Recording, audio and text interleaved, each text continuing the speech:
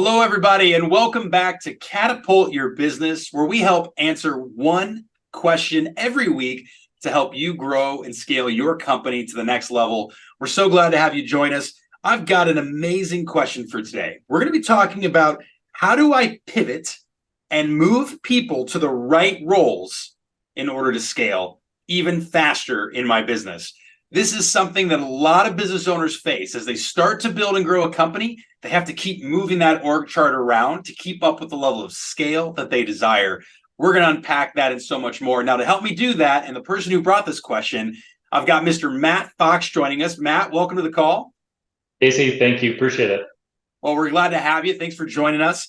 And for those who don't know, Matt is a super talented business advisor with us here at Cultivate, is absolutely killing it with the clients that he gets the chance to serve with every day. And he knows a thing or two when it comes to succession planning and how to put the right people in the right roles. So I'm really excited to dig in and get into some of these details. So Matt, I mean, people want to know, right? Why the heck should they care?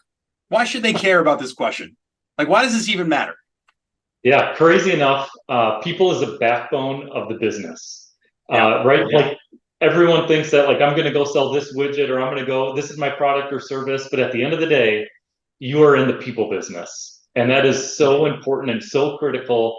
And oftentimes I think overlooked because the other parts of the business just take priority, take precedent, but you can't do anything without a good team. I agree with that, and I think it's interesting, right? I've spoken with so many owners where I go, why do you care about the end user? Like your people will take care of the end user. You've just got to focus. Your business is your people, right? You do the right thing for the people. You set up the people in the right way. Everything starts to happen, right? You become this complete powerhouse. So we're aligned in that. I guess what I think more is like, why does this come up though, right? Like, what's the pain points? Like, why do people even need to take a look at like the different roles, or do they have the right people in the right spot? Like, why is this so important in pursuit of that? Knowing that people are obviously important, but tell me a little bit more about your perspective in that. Well, people and especially people development takes time. And oftentimes when you're growing a business, I mean, right, Casey, we talk all the time about business owners who are growing and scaling their business, and they're doing that at a really fast pace. Sometimes, I would say pretty often, the business stops. And one of the main reasons is because of people. That growth stops because we have not kept up on the pace with people as we have on the sales or marketing efforts. So that growth side of the business that we talk about is by no means is it easy, but sometimes that's fun, that's addicting, that's like this drive that most business owners or entrepreneurs have. It's the people side. It's like at some point that breaks without if it's just me or just a small team of Right. leaders in the charge. Well, just the complexity of layers, right? And when you're hiring people in, it starts with the generalist, right? Then as you start to scale your company, you start to need more specialists to hire into the role, right? And so as you're moving and kind of crossing that line, it's hard to like convince generalists into specialist roles. And then they expect, they start to see the amount of growth the company's had. You've got to keep up with that and what they expect for their earning potential and make sure they're part of that growth and that they feel that. But you also have to protect profitability because often you're over invested early on in people and waiting to collect profits down the road, right? So it's just this hard balancing act to get people in the right role. And I think so often people I just don't think they spend enough time on it. I think that's the root issue that I see, Matt, is just people just don't actually slow down and go, who are my people?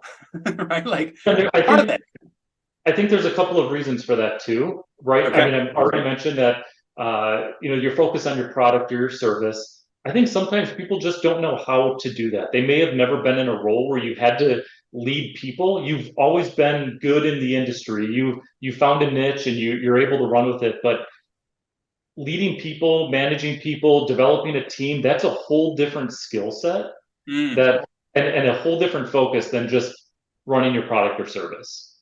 Totally. Nah, and I'll take it one step further. Whole different process to not only lead, but also to teach other leaders how to lead. Right? Just to compound, right? Because we've got a lot of listeners that are in that zone right now, Matt, right? Trying to figure out how the heck do I get that? It's like, no one can replace me. I promise you can be replaced. I promise you can be replaced in your business, right? So I love it. I love it. I mean, look, at the end of the day, I think we get stuck and we we put people in boxes and like we put them in the role that they're in, right? And we don't think they can expand or rise to the occasion or get to a new role. And then we go hire externally. We spend a lot of money to hire externally, right? And so I hope that we're going to get into some cool tactics and, you know, some things that people can do to start to lay this out on their own of how to even approach, and dare I say it, right? Succession planning. I mean, what we're talking about is succession planning 101, in my opinion. That's what this conversation is about, is it not, Matt? Yeah, 100%. And it's a skill, it's a process, it's a commitment, everything above. There's just so much here, and it's going to be a great topic. So definitely looking forward to this. Cool. Well, I know you talk about this a lot, right? It's like people centric. Like you've got to have this people centric mentality. It has to be the paradigm and the glasses you choose to look through at all times in your business. And I know you preach that to a lot of the people that, you know, folks and owners that you work with. Tell me a little bit more about that. Like how do you embrace that people centric mindset? Yeah. So it all starts, just the word that you used is a mindset, right? It starts with we are building top talent. Just like you want to be you want to gain market share. You want to go be the best product service out there in the market, whatever that may be. The other side of the coin is we're going to have the best people. We're going to have the best culture. We're going to have a winning culture. People will want to work here. Mm. And when that happens and people are raising their hand to come work for your company because of the leadership processes and the scalability from that perspective, it's a huge paradigm shift. How you have that helps from a recruiting standpoint. You have rave fans out there talking about how great of a place this is to work. There's a different energy level in the company. There's a different productivity level in the company. There is so much, and it does start though with being people focused. There's a common term out there. Some may have seen this or heard of this, but I love the phrase "be people obsessed." That's just such a fun like. Yes, my product or service is awesome, but my team is the best team out there. I don't care what industry. I don't care. I have the best people on my team.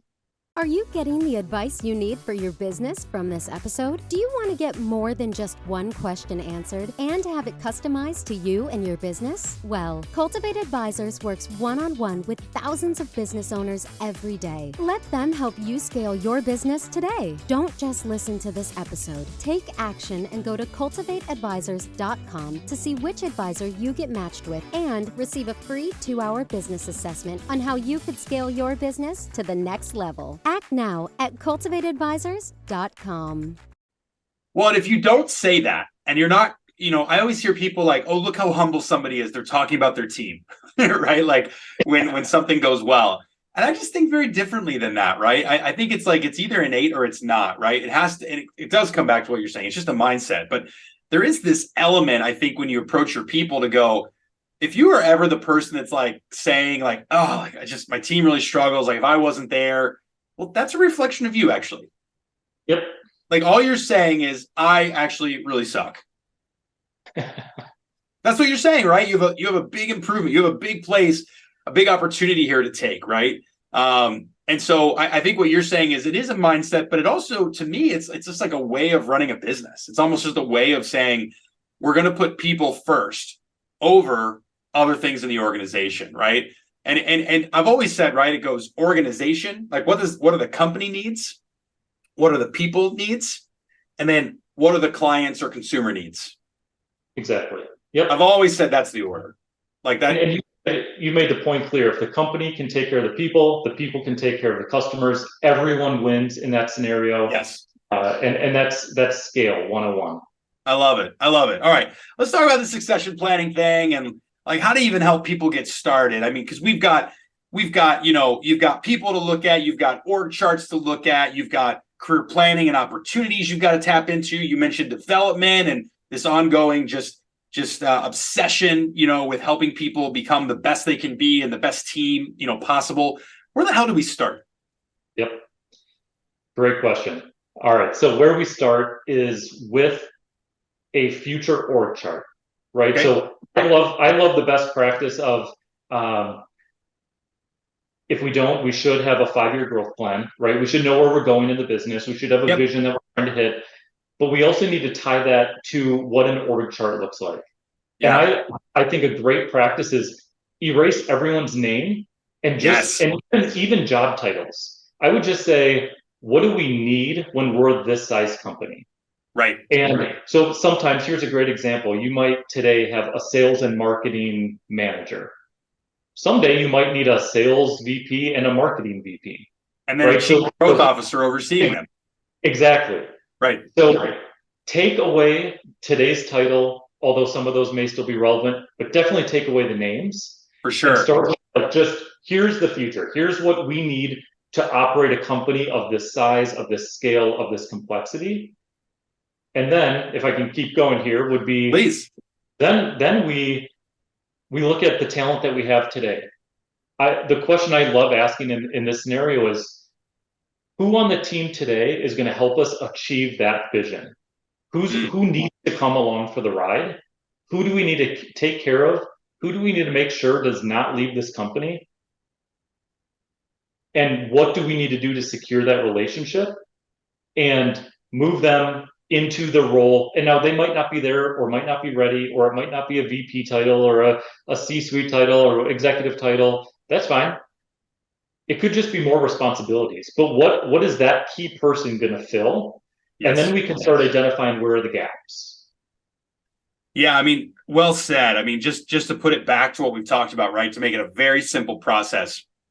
It's company, then it's people, then it's the consumer or customer, right? And so what I feel like that's all you just described to me, right? Is like, we're first going to start with the company. We're going to take a look at the org chart. We're going to lay out, what does the company need? And I think, again, we all know this as owners, right? Our heads are down in the sand. We're running the business. Lift your head up, and you got to take space to go, who cares about the money for now? Who cares about how that's all going to work right this minute? We'll have to run that and confirm it before we implement, but let's go lay out, like, how should we lay out the organization to be the best team and deliver the best results as possible. Thanks for tuning in to Catapult Your Business, where Cultivate Advisors is helping you catapult your business one question at a time. Are you running your business, or is your business running you? At Cultivate Advisors, they'll match you with an expert advisor and do a free 2-hour deep dive for your business. This will give you the clarity you need on how to get your business to the next level. Cultivate has worked with thousands of businesses. What do you have to lose? So head over to cultivateadvisors.com and sign up for your free 2-hour session. Here's what's great about small business is you can, just to your point, Casey, we can make this whatever we want it to be, right? If you want a great culture, if you want Friday afternoons off, if you want this thing, that thing, we're in small business. Let's make that happen. It's very similar with the org chart. Let's build this, verify the data, figure out a way to make this work if this is truly what we need, and make it happen. Yeah. Well, and then you went to people, right? And you said, now we got to list out all of our talent, right? It's like no different than just looking at a roster of who's on your team and just laying out strengths, weaknesses, like almost a SWOT, right? Of essentially, like, where is each owner, where is each employee or team member at? And going, all right, these are easy. But then really start to play scenarios even, right? Like, if this person leaves, who's going to be ready to replace them?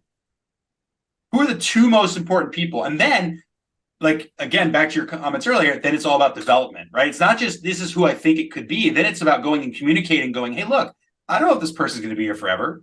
I want you to know I see a path for you. I see a connectivity of where this goes potentially. It feels like we should work on this and this. So if that opportunity presents itself, you can take it, by the horn and run with it. What do you think? Are we aligned on that? And now people start to see the shared vision, the shared alignment as it relates to people and org charts. I love it. 100%. 100%. So the best practice I would throw out there would be having this in a spreadsheet on paper, where we have every employee, and we're looking at key things throughout the year. Casey, you hit on a few of them, but I'll elaborate just a little bit more. Please. Yeah. So I absolutely love tying this discussion of succession planning with a compensation plan, or compensation planning, compensation budgets. I think those two oftentimes can work hand in hand. You need to, that's one of your biggest expenses in a business is labor. You're going to grow that budget. You're going to pay people more. Those two need to go hand in hand.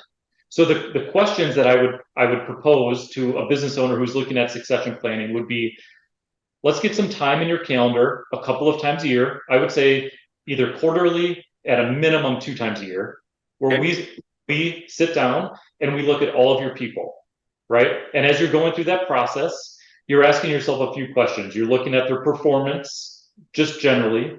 You're identifying maybe the future roles or future responsibilities, maybe a little bit of what that time frame is going to look like. So is this going to happen? Do I need this person to fill this role in 3 months because I got to get to work? Or is this like a long-term play? It's on my 5-year plan. I can wait. I just need to build a little strategy around this.